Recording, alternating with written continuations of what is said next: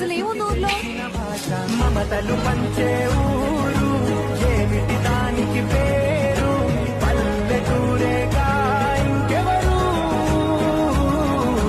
ప్రేమలు పుట్టిన ఊరు అనురాగానికి పేరు కాదనే వారే లేరెవరు